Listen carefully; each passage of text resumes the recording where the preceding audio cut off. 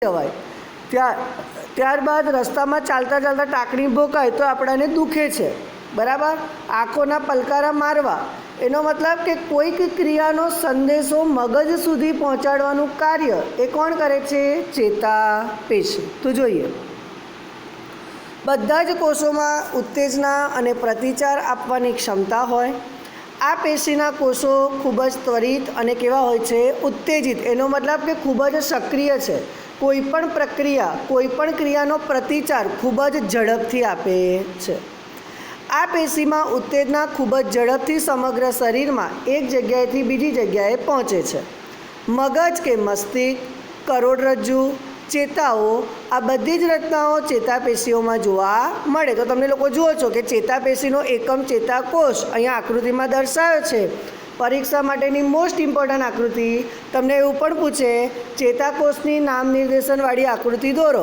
તો ચેતાપેશીની આકૃતિ જોવા જઈએ તો એમાં ચેતાંતો, અક્ષતંતુઓ, શિખાતંતુઓ, કોષકેન્દ્ર અને ચેતાકોષકાયનો સમાવેશ થાય છે, બરાબર। હવે આગળ જોઈએ, ચેતાપેશીના કોષોને શું કહેવામાં આવે? ચેતાકોષો કહેવામાં આવે છે।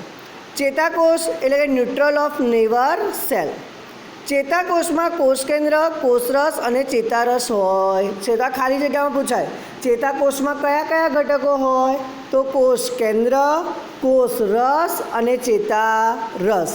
તેમાંથી ચેતાકોષ લાંબા અને પાતળા વાળ જેવા પ્રવર્ધો જેવી રચના ધરાવે છે। એનો મતલબ કે તેમાંથી શું નીકળે છે? શાખાઓ નીકળે છે। તો એને આપણે શું કહીશું? ચેતાંતો કહેવામાં આવે છે, અથવા તો એને આપણે શું કહીશું? શિખાતંતુઓ। તમે જોઈ શકો છો ચેતાકોષકાય અને કોષકેન્દ્ર, બરાબર, એની આજુબાજુ તમે જોશો શાખા જેવી રચના છે, કોઈ ડાળી હોય અને ઝાડ હોય તો એ ઝાડના મૂળની રચના કેવી હોય? તેવી રચના જોવા મળે છે। સામાન્ય રીતે ચેતાકોષમાં આવી જ એક લાંબો પ્રવર્ધ છે જેને અક્ષતંતુ તરીકે ઓળખવામાં આવે છે, અને ખૂબ નાની શાખાઓ ધરાવતા પ્રવર્ધોને શું કહેવામાં આવે છે? શિખાતંતુઓ। ચેતાકોષ કેટલા મીટર લાંબો હોય? તો કે 1 મીટર લાંબો હોય। કેટલો હોય? 1 મીટર લાંબો। બધા જ ચેતાતંતુઓ એ સંયોજક પેશી દ્વારા એકબીજા સાથે જોડાઈને નવી એક ચેતાનું નિર્માણ કરે છે। ચેતાના સ્પંદન કે ઉર્મિવેગ આપણને ઈચ્છાનું અનુસાર આપણા સ્નાયુઓના હલનચલનમાં મદદરૂપ થાય છે। ચેતા તેમજ સ્નાયુ પેશીઓનું કાર્યાત્મક સંયોજન સામાન્ય રીતે બધા જ સજીવોમાં એક પાયારૂપ હોય છે।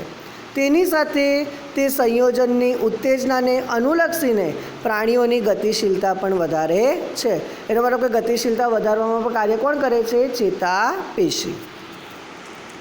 અહીંયા તમને 4 પ્રશ્ન આપ્યા છે, એ 4 પ્રશ્ન તમારે હોમવર્કમાં લખવાના, પ્લસ સ્વાધ્યાયમાં પહેલો પ્રશ્ન, બીજો, ત્રીજો, ચોથો, પાંચમો, છઠ્ઠો, સાતમો, આઠમો, નવમો, 10મો પ્રશ્ન જે તમને આપ્યો છે ને એવો પ્રશ્ન પરીક્ષામાં હેતુલક્ષીમાં પૂછાય। અત્યારે સામાયિક કસોટીમાં બી પૂછાયું હતું ને 5મા ચેપ્ટરમાંથી કોષીય અંગિકાઓના નામ, બસ એવી જ રીતે આ પ્રકરણમાંથી પેશીઓના નામ પણ પૂછી શકાય। ત્યારબાદ 11મો પ્રશ્ન જે રીતે આપ્યો છે એ રીતે પણ તમને પૂછી શકાય, યાદ રાખવાનું છે, બરાબર। એટલે 15 પ્રશ્ન સ્વાધ્યાયના અને આ બીજા 4 પ્રશ્ન અને 4 આકૃતિઓ દોરવાની છે અને હોમવર્ક પૂરું કરવાનું છે।